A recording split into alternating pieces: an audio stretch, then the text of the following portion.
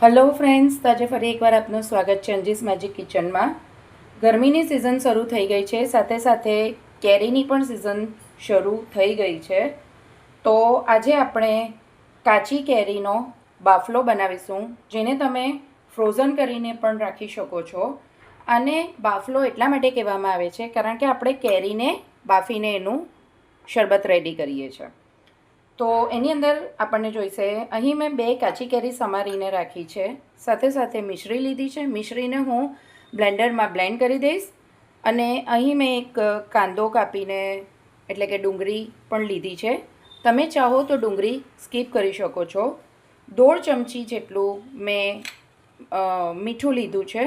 અહીં મેં સિંધવનું મીઠું લીધું છે, જેથી તમે ઉપવાસમાં પણ પી શકો છો. અહીં ચાટ મસાલો 1.5 ચમચી જેટલો લીધો છે. તમે ચાહો તો ચાટ મસાલો સ્કીપ કરી શકો છો. 2 થી 2.5 ચમચી જેટલું મેં વાટેલું જીરું લીધું છે. અને સાથે સાથે આપણને જોઈશે બરફના ક્યુબ. તો ચાલો આજની રેસીપી આપણે શરૂ કરીએ. સૌપ્રથમ આ જે કેરી મેં કાપીને લીધી છે એને આપણે બાફી લેશું. તમે જોઈ શકો છો કે મેં અહીં કુકરમાં જે આપણે કેરી કાપીને ટુકડા કર્યા હતા એને મેં પાણીમાં બાફવા મૂકી દીધી છે. સાથે સાથે મેં 1 ચમચી જીરુંનો પાવડર અને 1/2 થી 1/4 ચમચી જેટલું નમક એટલે કે મીઠું એડ કર્યું છે.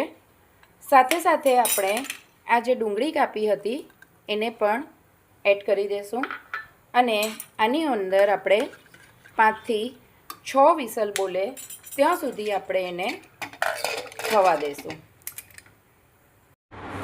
હવે તમે જોઈ શકો છો કે આપણું આ કેરી અને ડુંગળી ખૂબ જ સરસ રીતે બફાઈ ગયા છે. હવે આપણે આને મિક્સીમાં ગ્રાઇન્ડ કરી લઈશું અને ત્યાર પછી આપણે એને ચાળણીથી ચાળી લઈશું, જેથી એની અંદર કોઈપણ જાતના લમ્સ હોય તો તે નીકળી જશે. હવે આ રીતે મેં બ્લેન્ડરમાં બ્લેન્ડ કરી દીધું છે. હવે જે આપણે મિશ્રીનો પાવડર રેડી કર્યો હતો એને આપણે આમાં ઉમેરીશું. આની અંદર તમે સ્વીટ તમારા હિસાબે વધતું ઓછું પણ કરી શકો છો. હવે આની અંદર જે આપણા બાકી બચેલા મસાલા છે, વાટેલું જીરું, ચાટ મસાલો, મીઠું અને મિશ્રીનો પાવડર મેં એડ કરી દીધો છે. હવે એને આપણે બરાબર મિક્સ કરી લઈશું અને એક બોટલમાં ભરી દઈશું. તો જ્યારે પણ આપણે આને પીવું હોય, ગરમીમાંથી આપણે આવીએ ત્યારે, તો આપણે તાત્કાલિક આને આપણે પી શકીએ છીએ. તો આપણા બધા મસાલા મિશ્રી ખૂબ જ સરસ રીતે આની અંદર મિક્સ થઈ ગયા છે. હવે આપણે એને એક ગ્લાસમાં સર્વ કરીશું. તેને માટે મેં આઈસ ક્યુબ ગ્લાસમાં એડ કરી છે.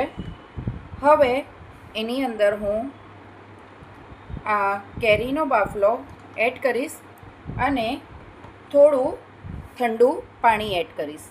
તો તમે જોઈ શકો છો કે આપણો આ કેરીનો બાફલો રેડી થઈ ગયો છે, જેને મેં ગ્લાસમાં સર્વ કરી લીધો છે.